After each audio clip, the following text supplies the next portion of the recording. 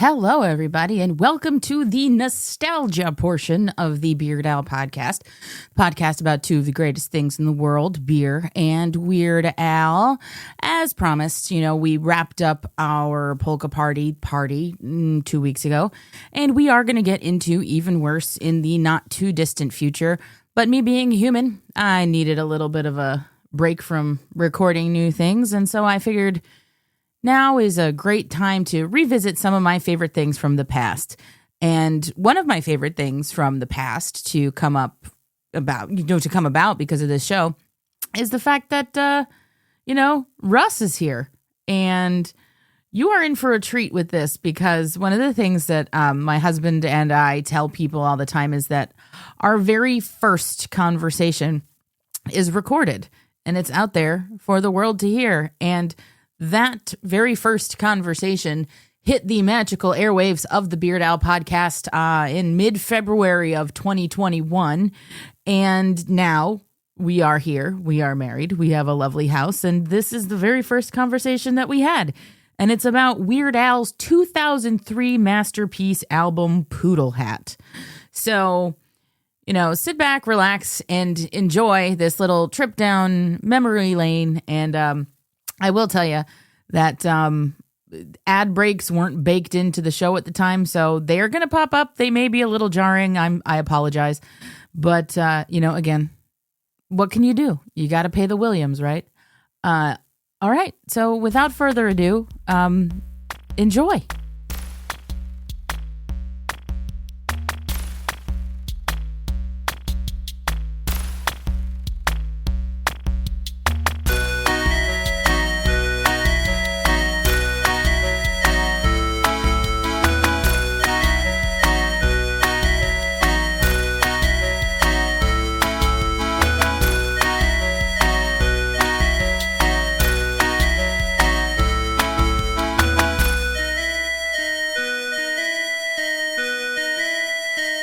Hey, I want to welcome everybody to a very special episode of the Beard Al podcast. I'm Lauren, and I'm always here.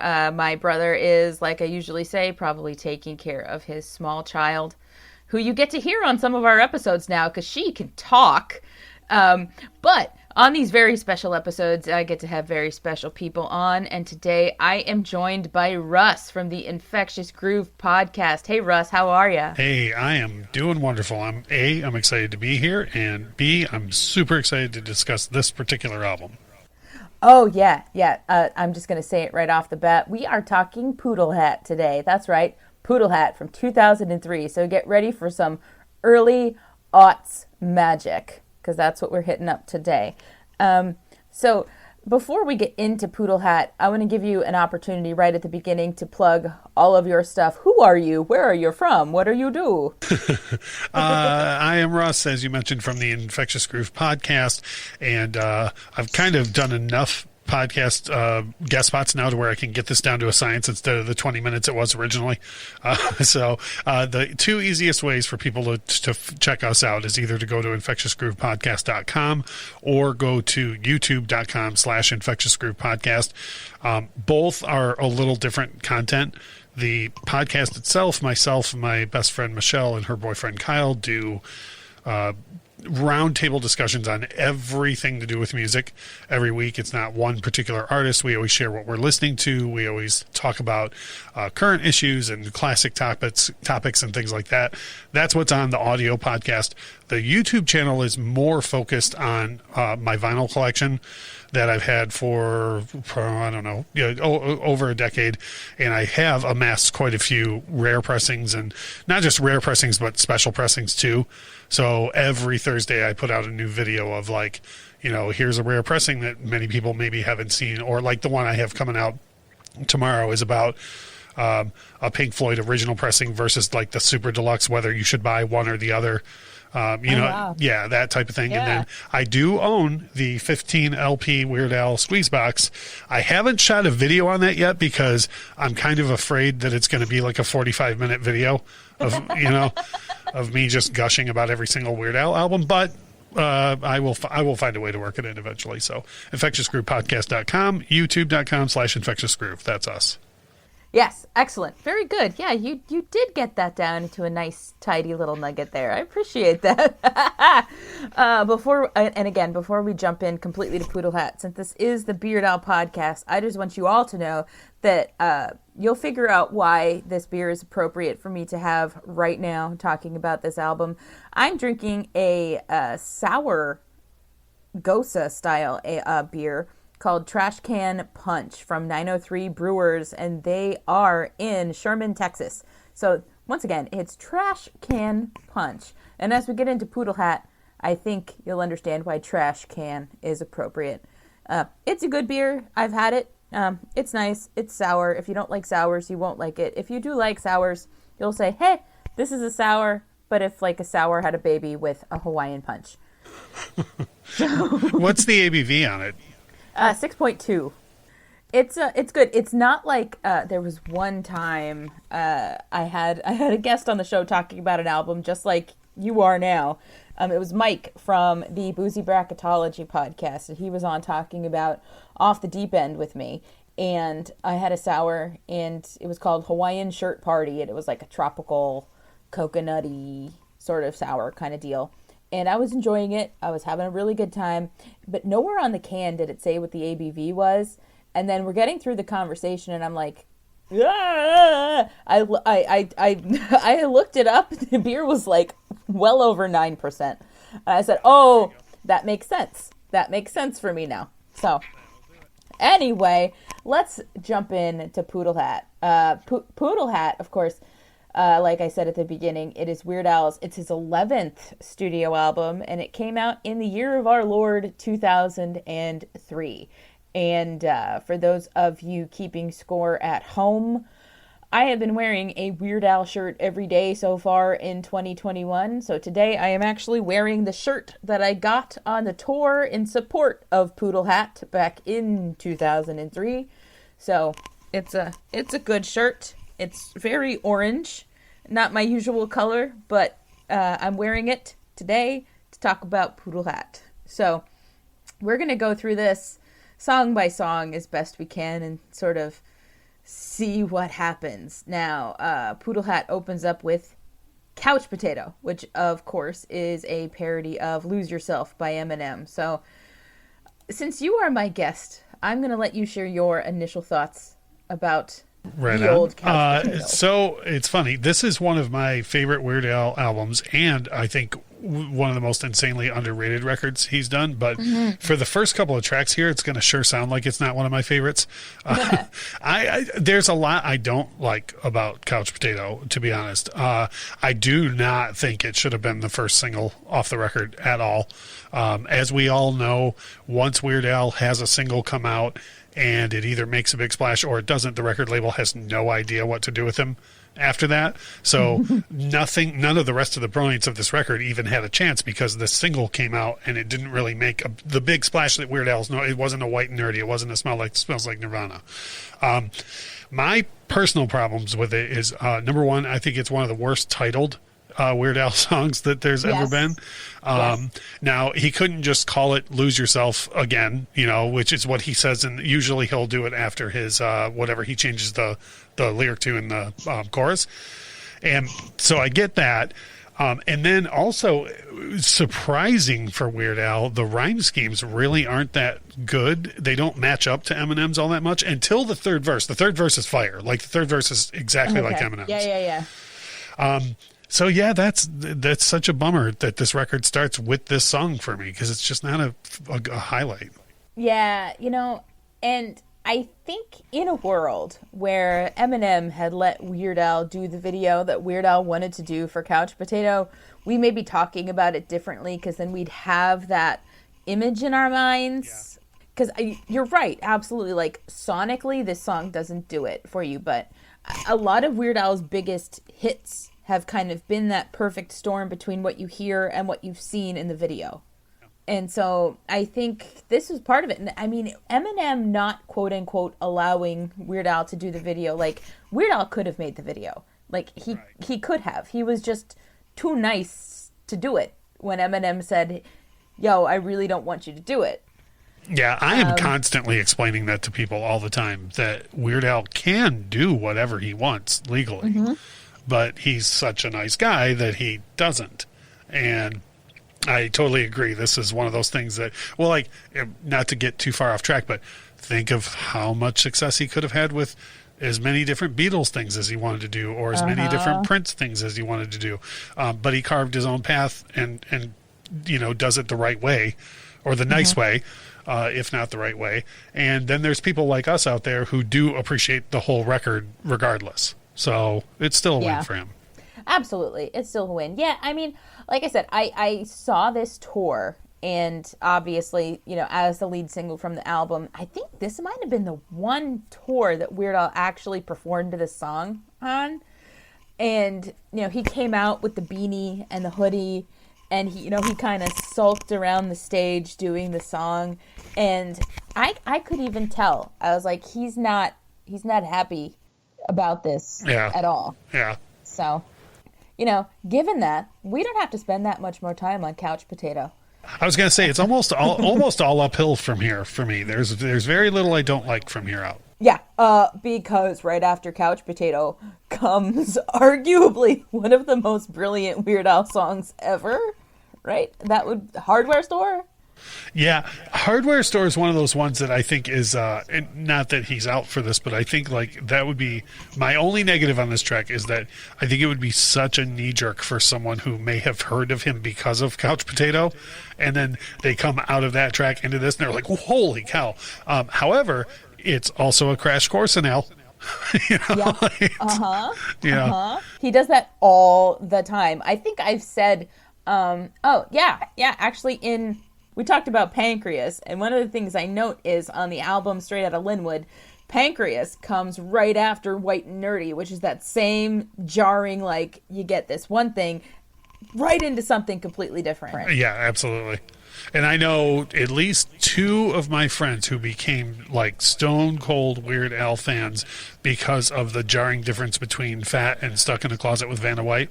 Like, they literally were like, what is this? And that was the only reason they stuck with the record, was that it was so different. I know of two different people like that. So this is another example of that. Yeah, that's his thing. But man, this song is crazy. It's absolutely crazy. It's one that he has never, I don't believe he's ever done it live, because I don't believe any human could actually do this song live. Yeah. It would have to be like way slowed down or heavy use of tapes and whatnot.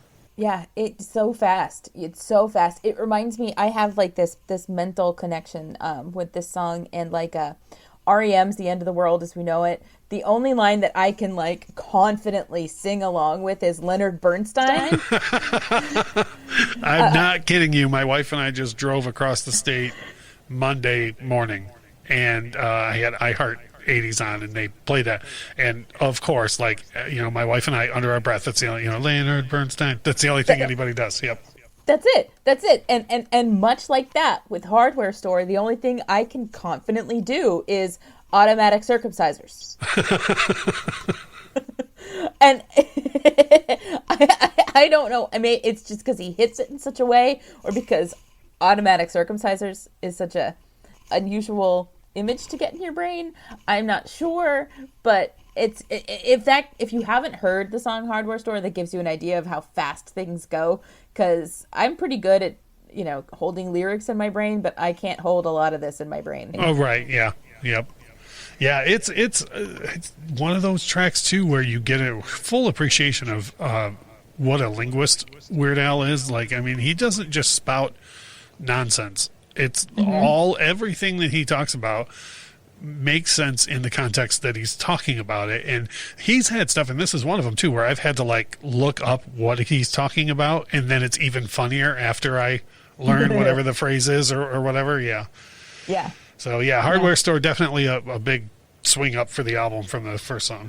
A big swing up, and it's interestingly one of the few Weird Al originals that's not a style parody or pastiche of another artist. This is just a straight up like original Weird Al song, which for better or worse, that gives you a glimpse into what's inside the man's head, because if he were to just put something out that was purely him, that's what it would be. Right, yeah, for all the people going, why doesn't he do an album of originals? Well, do you like Hardware Store?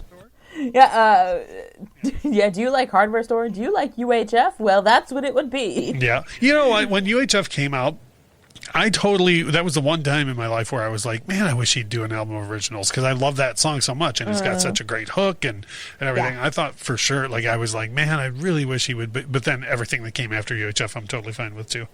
Yeah. He knows what he's doing. He knows what he's doing. And so we can't really question the genius at work. So then we go from Hardware Store again into something completely different with the Trash Day, which is a parody of Hot in Her by Nelly. And my only complaint with this song is, again with the title, I don't know why this isn't just called Rotten Here. Because it would, because for me, to the casual, I know a lot of what I call very casual Al fans, and they will do the thing where they'll look at the back of the CD, and if they don't get the connection to something, they don't really get it. And there's a few others on here, like, that we'll get to later, Ode to a Superhero. Like, you're not just going to call that Spider-Man instead of Piano Man, because people aren't going to make that connection either.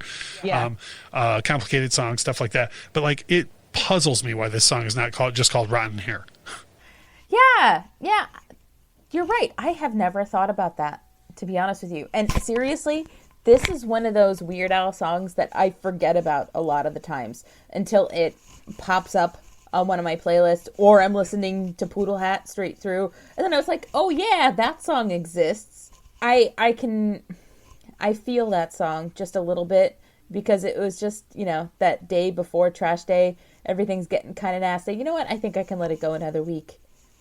And I'm that kind of person that's like, I am just too lazy to drag that can out to the curb. Right. So I think I can let it go. This, for me, too, is for anybody who heard my complaints about the rhyme schemes in Couch Potato, this is the opposite of that. Everything on this is so cleverly done. With everything on it hits the original things that... the hooks on all of the ends of the lines that made Nelly's hit catchy, but it's all done perfectly, all about Trash Day. Yeah, I guess, I guess thinking, looking back, of course, where our vision is 2020, if he had to pick between this and Couch Potato to be the lead single for the album, this probably would have made more sense. I have another one that I think would have been I think the song, we'll get to it way later, but there's another song that I think would have been the perfect lead single.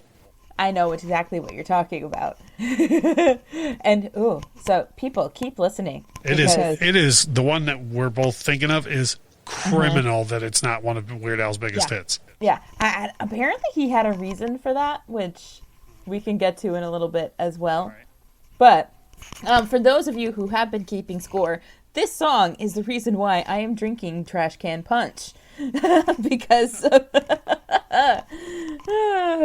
I guess we'll just keep trucking through this, because Party at the Leper Colony.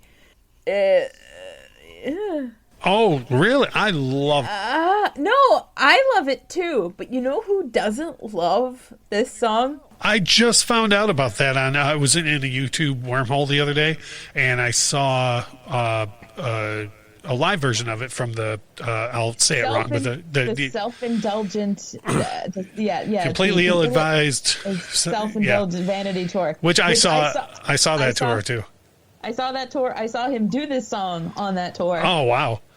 Yeah, and I heard him say what you're going to say he said. Yeah, I'm not quote verbatim rather, but he just went on about how it really wasn't that good of a song, and this was proof that they're going to do any song if they're going to do this song. And I'll just tell you my notes. My first thing is, and I have periods after every one of these words, and they're all typed in caps. So many great puns. Like, I know. The puns in this song are, I think this is one of the most underrated Weird Al originals that there is. Yeah. I mean, come on. Who's that? Like, who's in the hot tub? Oh yeah. Wait a minute. It looks like stew. I mean, just come on. the one that kills me. Well, the whole song makes me giggle uncomfortably. It's a knee slapper. The whole song. The line where he says, "Girl, now don't go to pieces on me." Then she cried her eyes out, literally. I mean.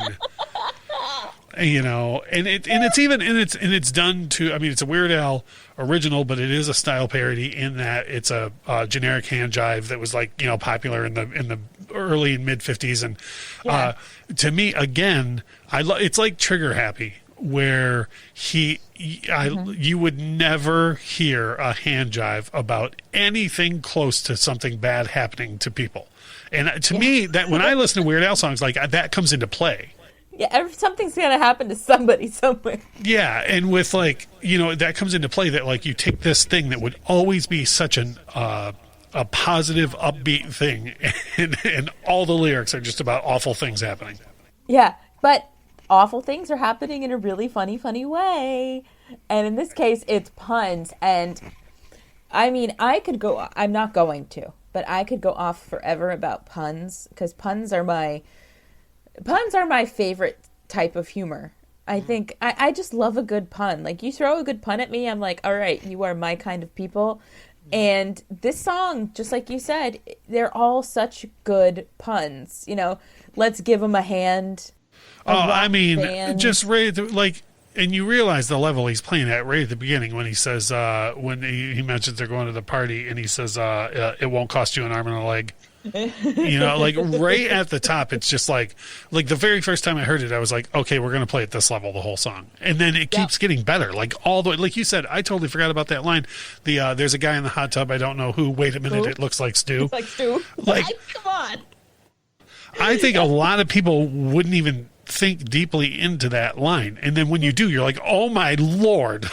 Yeah. Yeah. It's great. And I hate that he's like embarrassed by it or doesn't like it or what have you. And actually, interestingly, Nathan Rabin, who wrote the book The Weird Accordion to Al, he's been on our show, and we didn't talk about this song in particular, but his passage in that book about this song is basically like, this song would make more sense earlier in Al's career, like on In 3D or even Dare to Be Stupid, but at this point in the early 2000s, like, Al should be past this.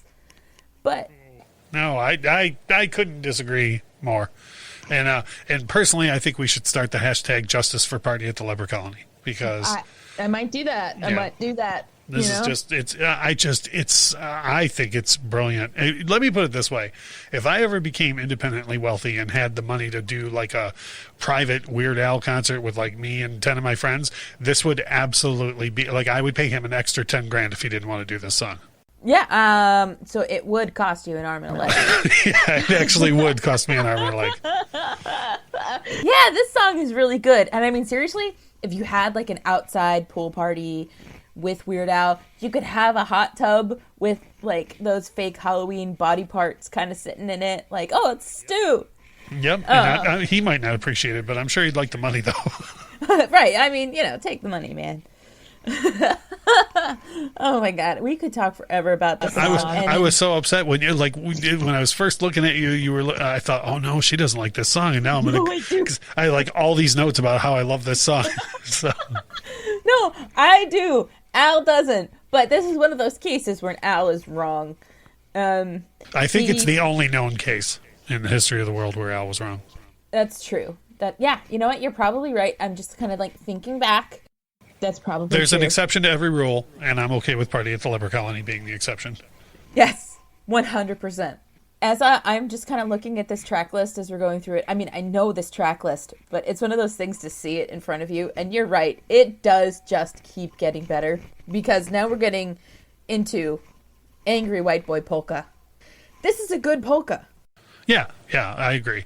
You know what's weird? This is obviously, I host a music podcast. I've been into music deeply my whole life. This is one of the only polkas that when it came out, I didn't know the greater majority of the material in it. Oh, really? Yeah, like I knew System of a Down and maybe one other, but like I just was not into that genre of rock like at all. And there was a lot of songs that I was like, I don't know this one. I don't know this one. I mean, don't get me wrong, it's still a great polka, and I've heard like it's so funny, the Weird Al effect.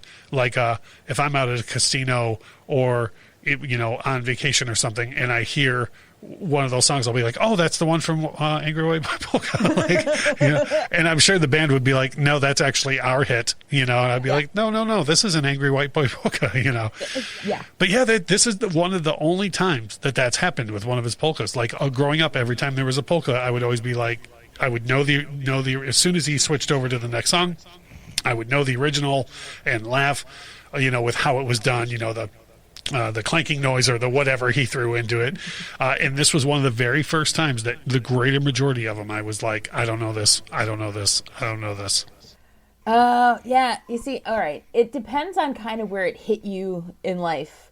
Because this was this was like my senior year of high school. So, right, yeah. So this was, I had kind of two factions of friends. The friends that were still into like the poppy stuff, and the friends that were into the angry white boy stuff. Right, yep. And so, I mean, this was that era in music where bands kept coming out with the band names, because you have the Vines, the Hives, the White Stripes, the Strokes, and it was like a whole the thing that was happening again.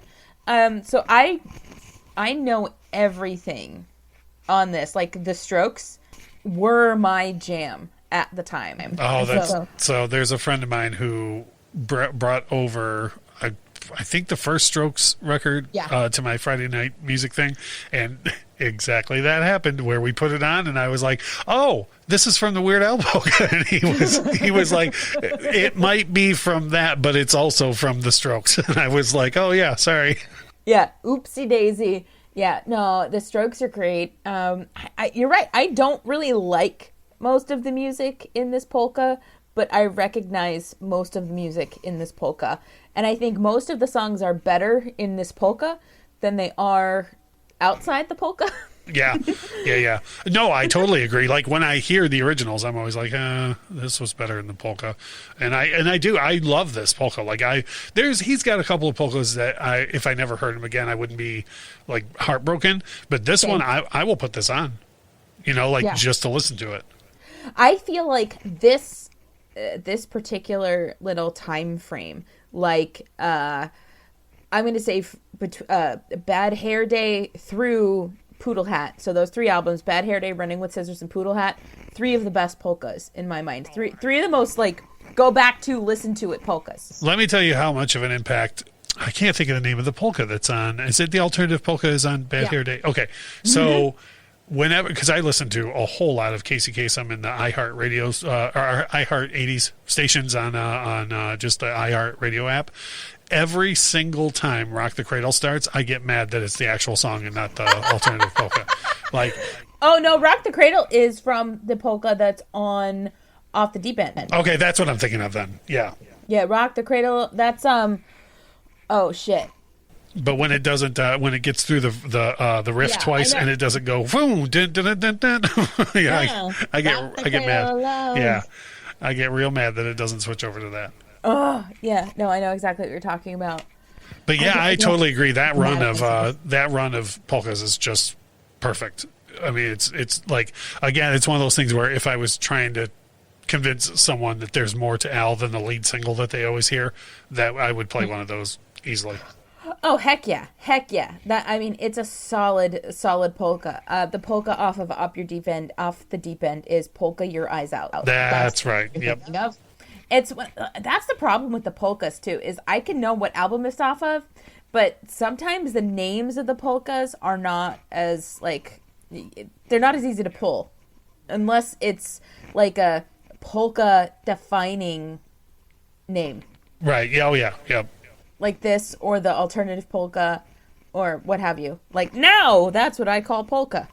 We don't have to go through all of this on the polka, because I just do need to say that the ba with a ba, the Kid Rock bit on this polka, always makes me laugh. Yeah, and that's one of the ones that I knew. I mean, it's a Detroit thing. It's like you couldn't breathe air in Detroit around that time without people being like, "Have you heard about Kid Rock?" "Yes, I've heard about Kid Rock. Yes, I've heard, and I'm not a fan." "What? You're from Detroit?" "Yeah, I know." But that is the only instance in which I want to hear the song is in this polka. Agreed. Yeah. Oh my God. So we can move on from this polka to Wanna Be Your Lover. So this is my least favorite song on the record. For real? Yeah. And I don't hate it. I just don't. There's very few Weird Al songs, polkas, original style parodies, that I will skip. And there's nothing that keeps me listening to this song when it comes on. It's the only song, including Couch Potato, this is the only song on the record where I'm like, I could just skip this probably. I have a song that I skip on this album, but it's not this song. Oh no, which one? We haven't gotten to it yet. I know, and I have my reasons, but this particular song, I enjoy because I think in spite of the way it is on the album, but because of how he did it live, and I've seen him do it live many times, because before this album came out, and at some points after, he kind of flip-flops now, but he always has one song where he goes out into the audience, and he picks an aisle, and it's like a sexy Weird Al song, if there is a sexy Weird Al song. But it's a sexy Weird Al song where he kind of flirts with the ladies. Right.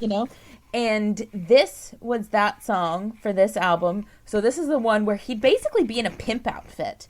And he would go and Weird Al grinded very close to women's faces whilst performing this song live. Like, I want to be your beef burrito. And it was like, I don't know if you're making this better for me or not. I'm just saying, like, in the context of the entire concert, it was hilarious. Like, the way he did it was funny because you could tell he wasn't, like, seriously doing it. Right. Yeah, of course. And it was funny to be there and see, But before that go out into the concert song was One More Minute, which I love. Yeah, I me love too. The song One More Minute.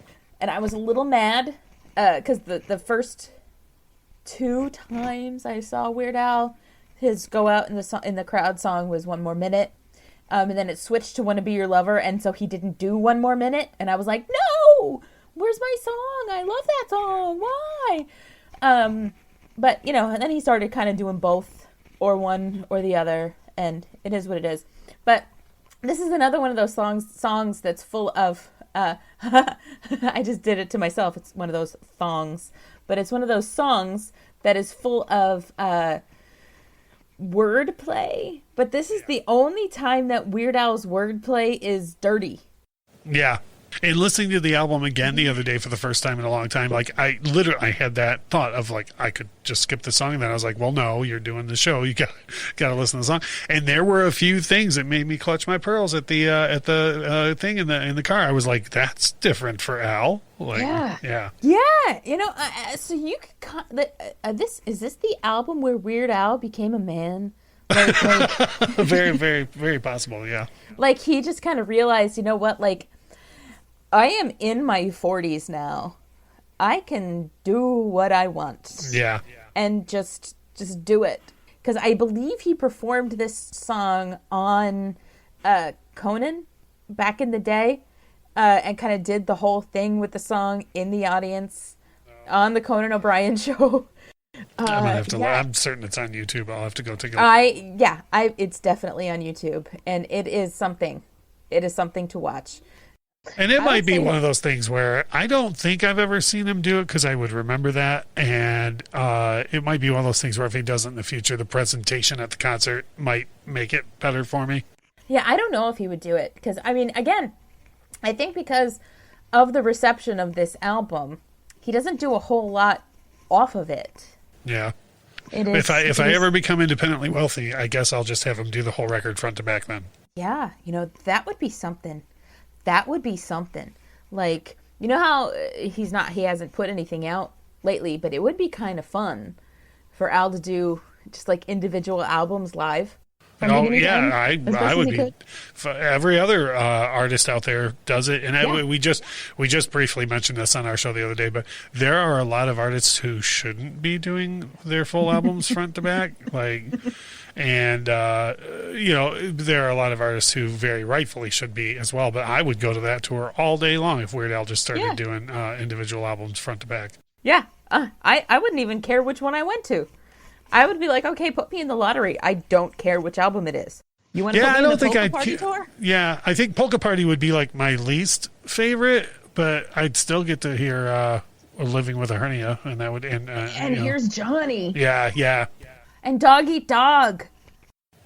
Yeah, and the other day, again, because of the whole Casey Kasem thing that's on iHeartRadio, out of nowhere, we happened to hear Who's Johnny, which you never hear ever. Yeah. And, of course, I had to talk over the entire song and tell everyone in the room about how much better the Weird Al version is.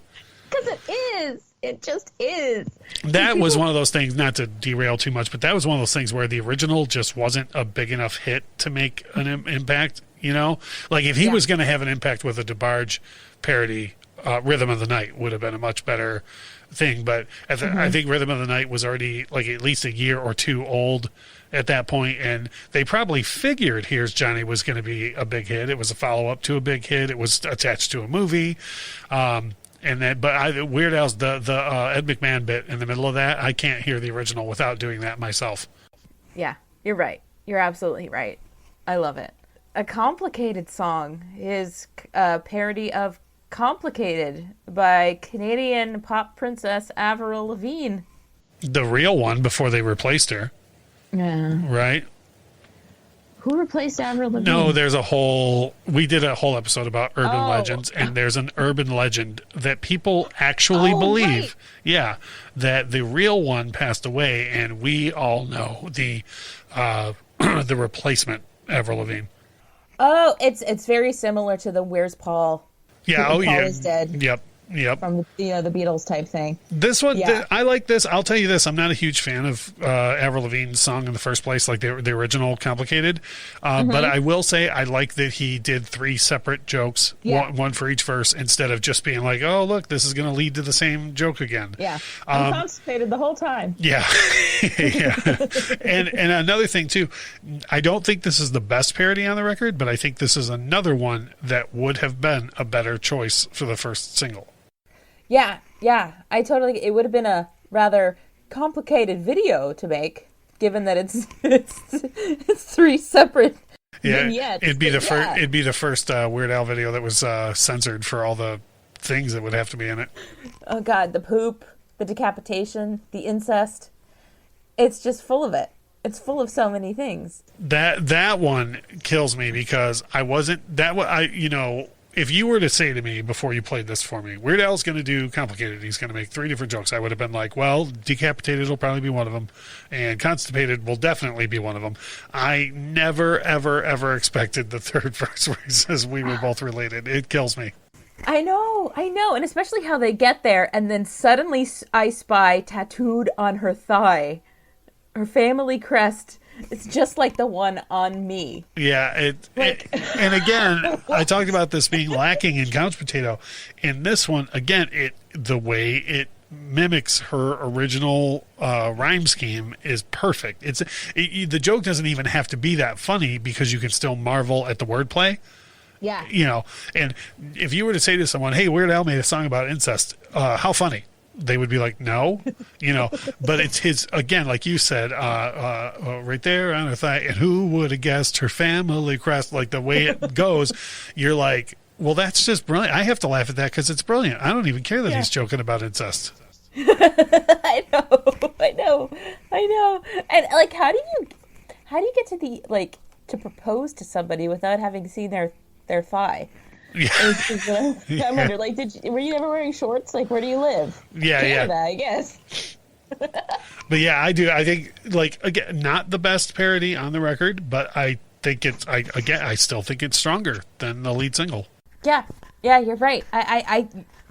So basically, a lot of what we're talking about here is boiling down to the fact that this album is so good, but it was just kind of derailed by the lead single not being what it should have been. Oh, I totally. Weird Al's whole career for me comes down to if that first single is big, you can talk to people and they will know other songs off of the record. They've at least listened to other things. And if that first single flops, like Couch Potato very much did, no one knows anything off the rest of the record. Like if it's not strong enough for them to buy and at least hear the album once through in the car. And that's, I think me personally, I think this whole record was tanked by that lead single. Yeah, absolutely. For sure.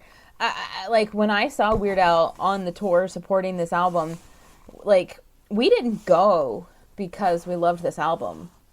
We went because it was Weird Al. And that's why the shirt that I have is not from that tour, is not the cover of this album. Right, yeah. You know, the shirt that I got was, the back of it says the Weird Al Experience. But yeah, Complicated Song is followed up by Why Does This Always Happen to Me? So is this the original you don't like all that much?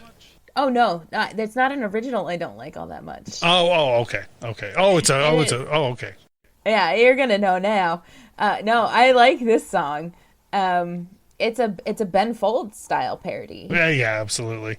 And this is one of those things where I could be reading way too much into this, but I feel like this is kind of a commentary on society from Weird Al. Like there are a lot of people who very much feel this way all the time. Like no matter what, no matter what bad is going on out there, somehow it affects them worse than everybody. And it could be me internalizing too at the time that this came out. And it's still to this day, I know at least one person that's this way still, that everything affects them worse than everything else. No matter what bad is going on in the world, this somehow has caused them a huge hardship.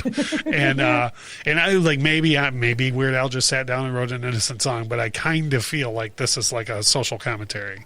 Nah, yeah, I think it is. I don't think Weird Al sits down to write innocent songs. I think Weird Al always has something in mind when he does something. Even if it's just about food, there's always another layer to it. And I think this song, it's exposing the worst in people. And I listened to it, in advance of our conversation, I did listen through this album quite a few times. And, every time I came across this song, I recognized something in myself. At the beginning of this whole, COVID quarantine business, my local news station would break in the morning with, the local case numbers and things like that. And they'd always do it during The Price is Right. And I would always get very upset about that. Dare they? Like, how dare they? It's not like I was recording it or like it's anything special, but it's like, let's make a deal and The Price is Right. If I'm at home, that's my 2 hours in the morning that I enjoy having. So don't mess with it. And they messed with it every day. And it was always either, the mayor or the governor or, even a national press conference. And I'm just like, stop. Yeah. I just want to watch Drew Carey, please. Like, why is this happening to me? I keep doing it. I still, as it gets, it's not way less, but as we get through this and it gets less and less, I still find myself being like, oh, woe is me. Why, live concerts. I should get to go to live concerts. And then I'll see an article shared on social media or something that's like, this many hundreds of thousands of people passed away in the world today. And I'm like, okay, that's probably more important than if I go to a concert or not. But specific to this song though, I still in my real life know a person today who is this guy who, if we had a mutual friend pass away, I am positive at some point he would mention, and he owed me $5. No. Which is like in this song, like I know the guy this song is specifically about, Yeah. Oh my God. That's funny, but it's not funny. like there's something about this, I think, in everybody, but there's some people that have more of it than others. Yeah, and also like you said too, if you have the internal reflection to stop like and go, oh, I can't believe they're interrupting the prices, or oh, wait a minute, this is more serious than that. Like, you know, what this song is about is the people who have no self-awareness for that, you know. Yeah, and I think we'd be remiss if we didn't get a little bit into the quote unquote source material of this song, because of course Weird Al, Ben Folds is actually the one that does the piano solo on the song, which is really cool. And you know, it's a style parody of Ben Folds' music.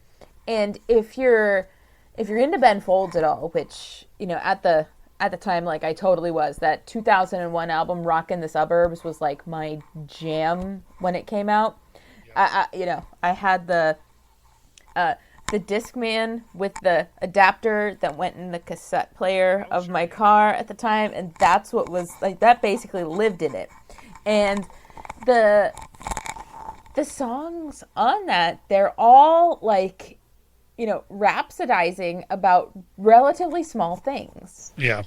And I feel like Weird Al not only hit the nail on the head with the sound of the style parody, but he also kind of hit the nail on the head with, like, Ben Folds writes these big songs about very small things.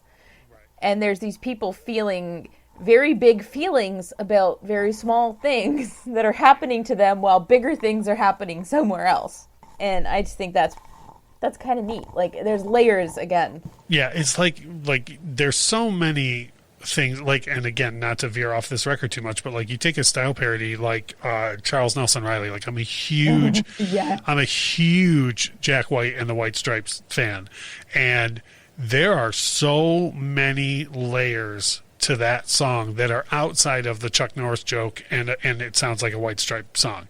And it's the same thing here, exactly what you're saying. Like, even for somebody like me, who I saw Ben Folds open for Beck back on the Odelay tour. Oh, wow. So okay, cool. That was like, I wasn't against Ben Folds, but I didn't know too much about him until I saw that show, and then I was like, holy shit, all right, you know, this is good. And same thing, like, if you're like me and you could just kind of go around Ben Folds a little bit, you get a lot deeper appreciation for him through what Weird Al's doing. Even though the song is, you know, ultimately silly, it still deepens your appreciation for the artist that he's doing the style parody of. Yeah, absolutely. And the fact that, you know, it's Ben Folds playing the piano. Weird Al could have done that piano solo. There's no question in my mind. But the fact that he had Ben Folds come in and do it is super cool. Yeah, it's like Knopfler doing the guitar on Beverly Hillbillies. You're like, you know, like, could Weird Al? I don't know Weird Al's guitar player's name. I feel dumb. Steve. Oh my God, Steve J's the bassist. Is it Bermuda? No, Bermuda's the drummer. Okay. John Bermuda Schwartz is the drummer. It's Jim West. Jim West. Okay, I have no doubt I can play the riff to Money for Nothing, so I'm sure Jim West could play the riff for it. But the fact that Mark Knopfler did it is just cool. It's cool, and they did that for legal reasons, which is also why the song is called Money for Nothing / Beverly Hillbillies. Yeah. Weird Al wanted to call it The Ballad of Jed Clampett. But I digress. We're getting through it. Okay, we're on to the song "Ode to a Superhero." So this is another one where, again, you know, the title is what it is. You know, like, he couldn't just call it Spider-Man because nobody would look at that and go, "Oh, Piano Man." You know, for me too, this is it's interesting that he dipped into classic rock for this, because everything is usually so contemporary. But I like it. Like, I'm not mad that he went back and did Piano Man out of nowhere. And also, to me, this reminds me so much of The Saga Begins, because you pretty much don't have to see Spider-Man. You can listen to this song and know, you know, how the movie goes. Certainly with The Saga Begins as well. So yeah, there's not a lot to, I guess the only thing I could say about this is, like, it's not my favorite and it's not the worst. It's just there for me. It's just there for you. This is the song I skip. Yeah. for a couple of reasons. One, you danced around it here. I feel like, okay, this is the album after the saga begins, and once again, he's summarizing a movie with a classic song. Whoopee. Number 2, I love Billy Joel. I absolutely love Billy Joel. I love everything, but I skip Piano Man because I like, give me Vienna, give me I Love These Days, like, give me anything else, but I skip Piano Man because Piano Man's just like that, like, da, da, da, da. I'm like, all right, I'm done. Yeah. So I skip this for basically those reasons. I spent too much time in karaoke bars when I was younger to hear Piano Man again ever in my life. Yeah. Yep, it's Piano Man, Paradise by the Dashboard Light. We don't listen to that one. Love Shack, every Dixie Chick song. Yes. Yep. Go Total on. Eclipse of the Heart. Have you ever had somebody at a karaoke bar try to do Turn the Page by Bob Seger? I would like to take this opportunity to remind you that I'm sitting in Detroit right now. So, yes. No, okay. Oh, that's right. I mean, right now we're all locked down in COVID, and someone is still singing "Turn the Page" at a karaoke bar right now. Someone is sitting in the parking lot outside a karaoke bar singing "Turn the Page" right now. Yeah. That's just such, like, it's not a bad song. It's just a bad karaoke song. Yep. All I can do is agree. I used to work at a Best Buy back in the late 90s, and the guy that ran the media section at the time, every time Turn the Page would come on the overhead, he would go, you could hear him across the store go, "Shut up, Bob." That's how sick of that song everyone in Detroit is. Yeah, but anyway, we're not talking about Bob Seger. We're talking about Weird Al Yankovic. And Ode to a Superhero, It's just there. It's just there. It's there. Yeah. And I didn't even think about what you mentioned too about it being so similar. Like, I picked out how similar it was to the saga begins, and that he had just done classic rock before, but I didn't even think about exactly what you just said, where, like, this is like right after the saga begins. It's like, all right, well, let's go to that well again. Yeah, yeah. It's the same well. It's like, okay, another story song, another story about a movie. All right, let's go. But then we get into Bob. Perfect. I have in all caps perfect. That's the first word that I typed in my notes. Perfect. Yeah, because it is. It is perfect. Good. This is the song that if I said to someone, hey, you know Weird Al does more than just parodies, right? And they go, what? Does he have his originals? I go, yeah, he has his originals. But he also has style parodies. If they said, what the hell is a style parody? This is the song I would play for them. Yep. I would play, yes, 100%. I would play this one and Mission Statement. Yeah. Yeah, these are the two, because this song, it's perfect. I can't even say anything other than that. Every single line in this song is a palindrome. I find myself saying these things all the time. I can't tell you how many times in my life I've said "lonely Tylenol." Like, yep. One thing I want to note: what I used to use for my style parody example before this, like before Bob existed, if someone said, "What the hell is a style parody?" I would play Twister from Even Worse. Yeah, and just go, "You ever heard the Beastie Boys?" Yeah, okay. Like, this is what a style parody is. Yes, Milton Bradley's got a deaf one. It's a Twister. Yeah, and the way, like, the way that it's the yellovers. Anybody in their life who's heard, anybody who's heard "License to Ill" in their life, any portion of that record will know what a style parody is when they hear Twister. But Bob came out and took over. Twister's been retired now. Now I go to Bob. Yeah, Bob it's perfect, and this is actually the one that they ended up making the video for this album. They shot it really quickly, and it was a video parody of Bob Dylan's Subterranean Homesick Blues video. Or if you're my younger friend, is he doing the End of the NXS video? And I was like, no. I was like, no. NXS was doing the Bob Dylan. Bob Dylan. Name of the song is Bob. Never mind. Not NXS. Yeah. But and it's that was the stuff dreams are made of when that video came out. I was like, this is exactly what I need for this. And if you didn't realize when you heard it that every line was a palindrome, he spoon-fed it to you with that video. Oh, yeah, no, absolutely, yeah. I have to mention 2 other lines that I will just say in public randomly, and people will, I've actually had people in public be like, oh, I know that song, like, just because of things I'm saying. One is, oh, no, Don Ho, that, and then the other is, a Toyota's a Toyota. Just, That's like, yeah. That's the classic palindrome. yeah, but the one, the Lonely Tylenol, like just getting a leave, not even Tylenol, getting a leave from the cabinet. I'd be like, oh, Lonely Tylenol. My wife's like, oh, yep, that Weird Al thing again. Oh my God. It's because of this song is the reason why I don't say egg. I say egg. Or if we're under a dog. Yeah, or if we are in public, now I see bees, I run. You know, yeah. We panic in a pew. It's so good. It's so good. It's just it's brilliant. It's so good. I literally, like, the I'm not kidding you. I wish I could show you my second monitor. The very first thing on my note is perfect in all caps. It was great, yeah. So we touched on that, and then the next song on this album is also one that we've already hit on an episode of this show. Is eBay, and I have a feeling this is the one you think should have been the single. Absolutely should have been the first single. The original was monster.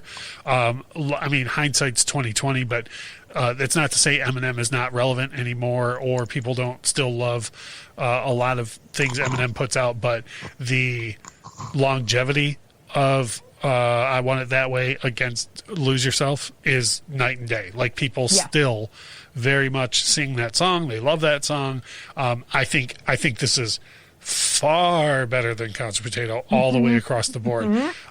It shows off one thing that I think is criminally underrated about Weird Al is his vocal ability. Yeah. And he really gets to show off in this song. I just think that I don't even know if hindsight can apply here, because I think in the moment, how would you not know that I Want It That Way was just much bigger than what Eminem had going on? Yeah. There was no way to really know. I truly don't know what he was thinking. I think the reason he didn't want to make the video for it, and in doing some digging before we talked, was that at the time, eBay itself was actually putting out commercials, and the commercials had parodies in them. And so he didn't want to get all caught up in that. But Weird Al was kind of, again, hindsight, sort of quoted as saying, it might not have been such a bad idea to get caught up in that, because it would have been better.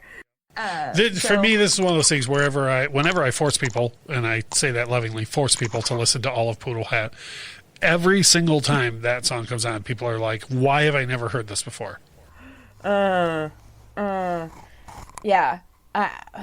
It's criminally underheard. It's one of the first times in a long time that I love the outro of a Weird Al song as much or more than the body of it. The one that I always think of is when he's doing the fat jokes at the end of Fat, when Michael Jackson has that brilliant cross melody going, and Weird Al does the when I sit around the house, I really sit around the house. And in this one, I'm huge. Yeah. And in this one, with the junk keeps arriving in the mail, it's those parts are even more brilliant than the first part of the song. Yeah, and it's talking about the outro of eBay. One thing I noticed criminally recently is the very, very end of the song. Because it's, I want it that way. Oh, I didn't realize how long that went on. Oh, yeah, where Weird Al holds it for an uncomfortably long time. Funny. Yep. It's so funny. Oh. Yeah, I think he does certain things for his diehard fans, and I think that's one of those where, he knew that all of us would giggle every time he did one more at the very end of the song. Yeah. That is a perfect segue into things that Weird Al does for his diehard fans. which is always the last track of the album. Oh, Lord almighty. This might be my favorite closer. I mean, that's a tight race. Albuquerque and Minnesota closes out UHF, right? Yes. Okay, yeah. And this is in the discussion, though, for my favorite album closers.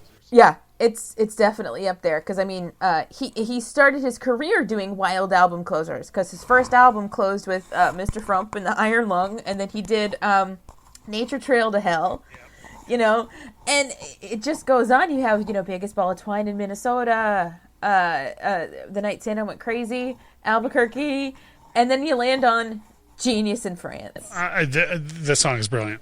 Brilliant. Absolutely. I will go on record, and because my brother will call me out on it if I don't say it, is I am not the first one to jump up and say, yeah, Genius in France, definitely listen to that one, because it's one of those songs that I have to be like in the mood for, but when I'm in the mood for it, like, damn, is it good? I need to make sure I say that Dweezil Zappa actually does the guitar intro for this song, because of course it's a Frank Zappa style parody, which calls on so much Weird Al history, right? Because Frank Zappa was a staple on the Dr. Demento show, which is where Weird Al got his start. So this is like everything sort of coming to a head. And this is one of those ones where when I think I told you this before we went on air, but I am always looking for a reason to bust out Weird Al on Fridays when we have people over. And I have one friend who's a staunch Frank Zappa fan, and years ago I played Genius in France for him, and he just, this is the greatest thing. Every time it switched styles, he was like, this is the greatest thing I've ever heard. Like, this is so perfect. This is dead on. So on the remote chance that someone new comes and somehow Frank Zappa comes up, my other buddy will always be like, oh boy, Poodle Hat's coming out. Because I'm always like, oh, you like Frank Zappa, do you? Well, do you have a minute to talk about Weird Al? But I'll say this too, though. Every Zappa fan I've ever played this for adores it. They love it. Yeah, because they have there's a commonality in kind of background and sensibility and appreciation and talent.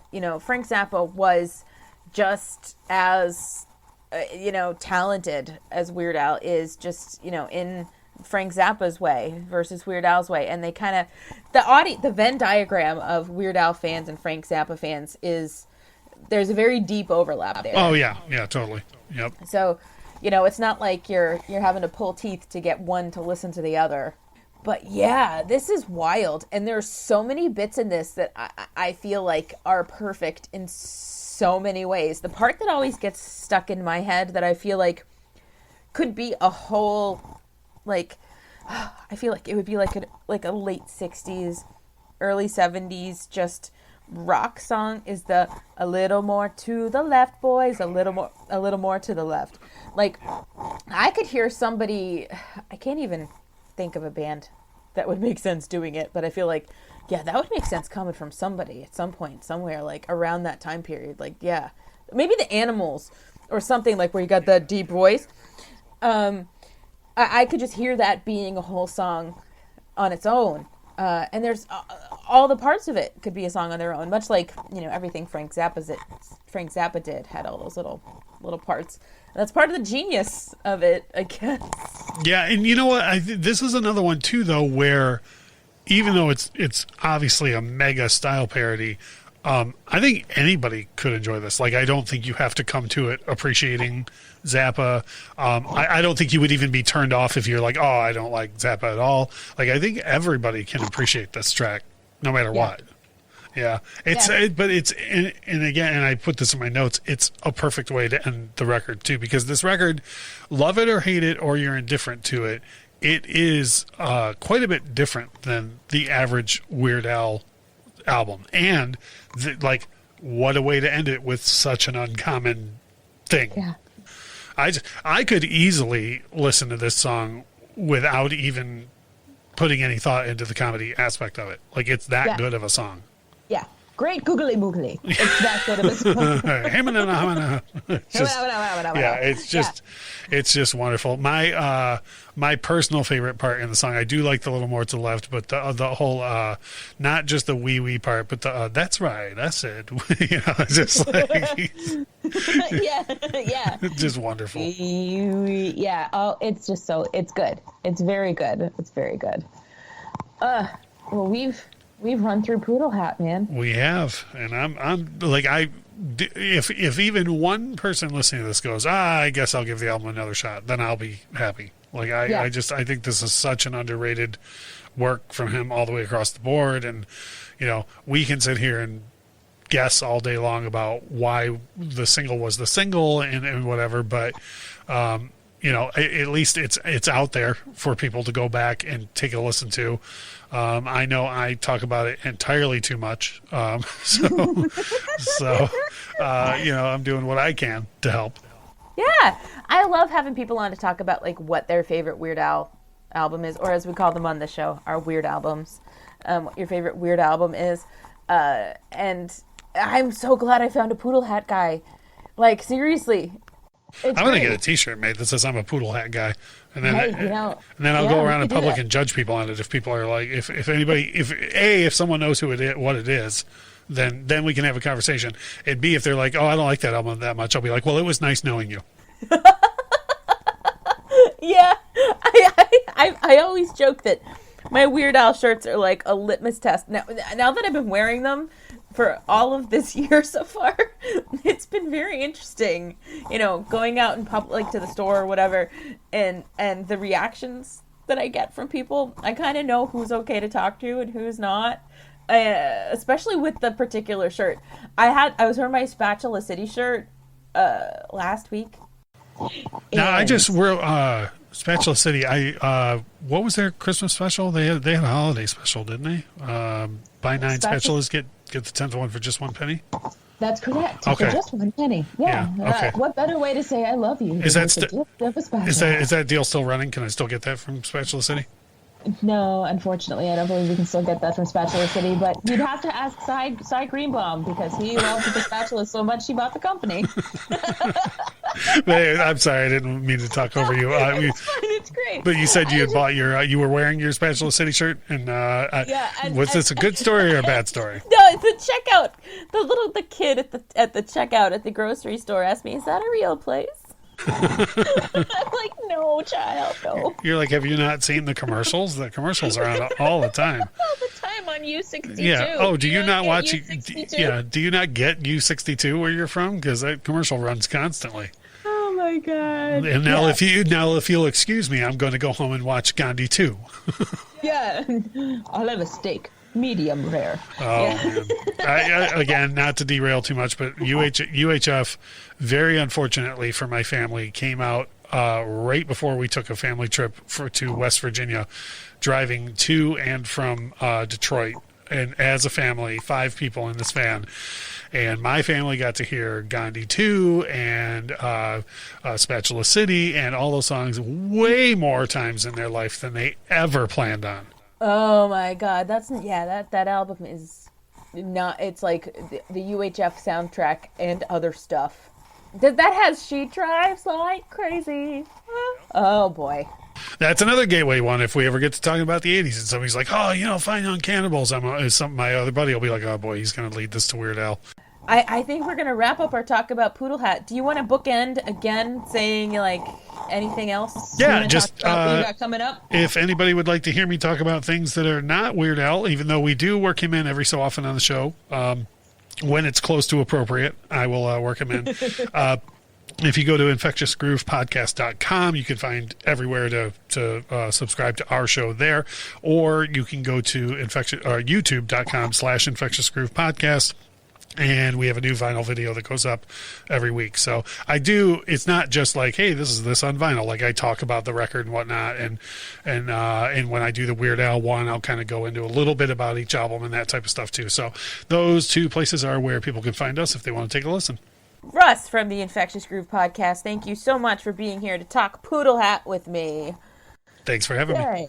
Yeah, so once again, this has been a very special episode of the Beard Owl Podcast. I'm Lauren, and Russ has been awesome to be here. And check us out next time, because we're going to be talking about boogers. Ha ha! All right, bye.